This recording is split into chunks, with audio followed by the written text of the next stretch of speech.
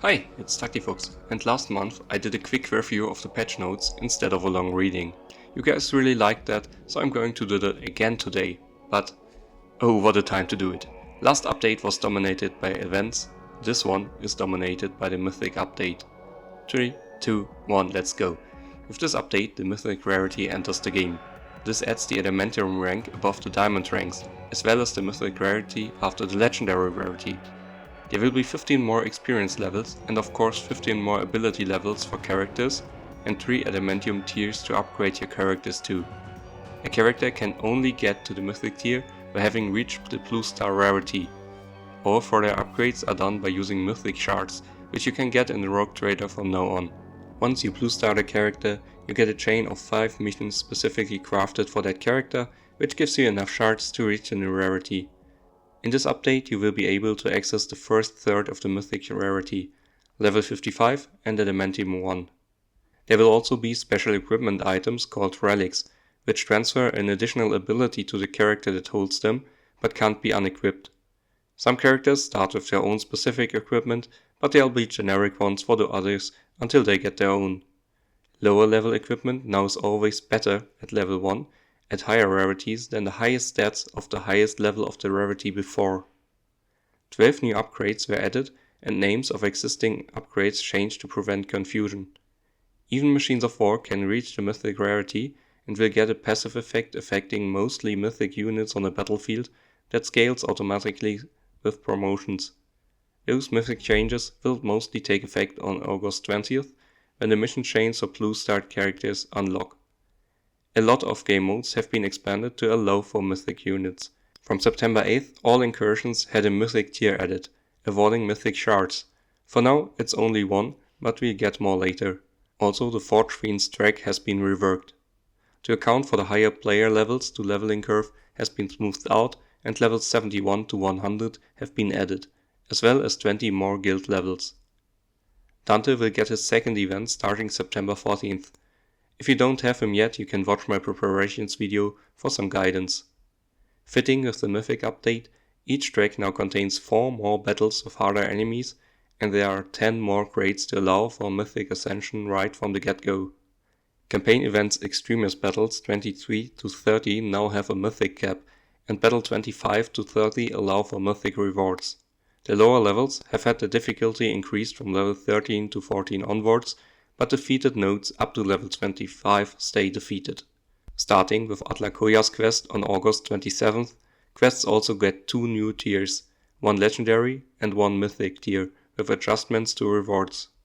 From September the 1st on, there will be also a mythic celebration event. This training rush-like home screen event will increase the XP gain for characters based on their rarity and unlocks an event currency by killing enemies anywhere in game to buy mythic resources to get a better start for a mythic journey.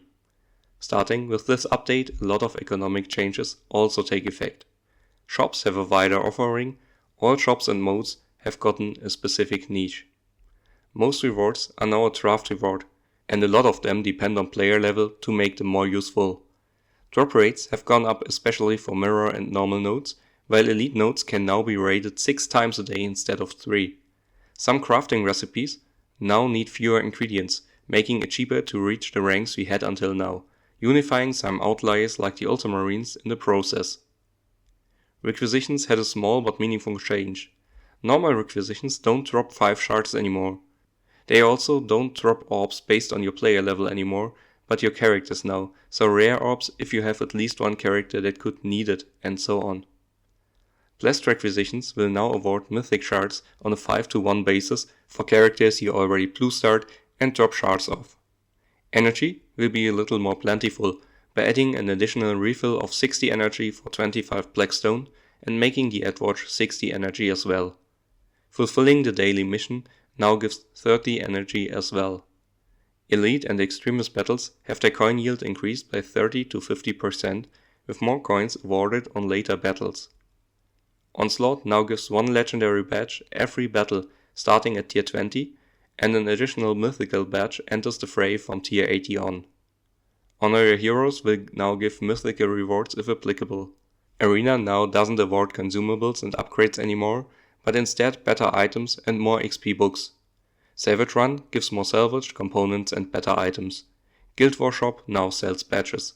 Guild raids get a rebalancing favoring lower guilds by not awarding orbs and chests anymore, but rather 1000 guild credits instead of 300 for defeating a boss. You can now choose your own rewards in the shop. The end chest also removed orbs but gives double the credits. To prevent the higher guilds from looping too often, a single mythic boss has been included at the end of the legendary loop. While at the topic of guild raids, Cole now doesn't heal himself anymore, but improves his armor so you don't have to run from him anymore. The battle pass starting August 17th features Sibia, helping you earn Lucke for the campaign event. The newest Emperor's Child in the Noise Marine Chiron Capersi will be available from the 24th of August. Akimatos is reworked, basically upping all his combat stats, making him more survivable and a bit more dangerous. His active now doesn't scale the number of bloodletters anymore, but instead their stats, making them twice as good at level 50. They now get a Blessing of Corn. When Akimatos kills with a ranged attack, a blue horror will instead be summoned.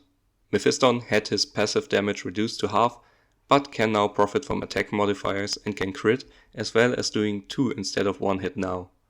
Well, that's it for today. I hope it was quick enough this time as well. Keep your eyes on the channel for a more detailed analysis of especially the economic changes. While writing this, the numbers are still pending, but as soon as I get reliable numbers, I'll tear into them. Let me know what you think of this update, and if you want to support my work, you can use my referral code BAT60edu for 100 Blackstone for you and various rewards for me. It would also greatly help me out if you subscribe to my channel. By the way, before I go, there's a raffle going on again, in which you can win awesome prizes like the Mountain of Blackstone or a legendary character, as well as many runner-up prizes. Use my code FOXYBirthday for 5 entries into the raffle. You can find it in the link in the description.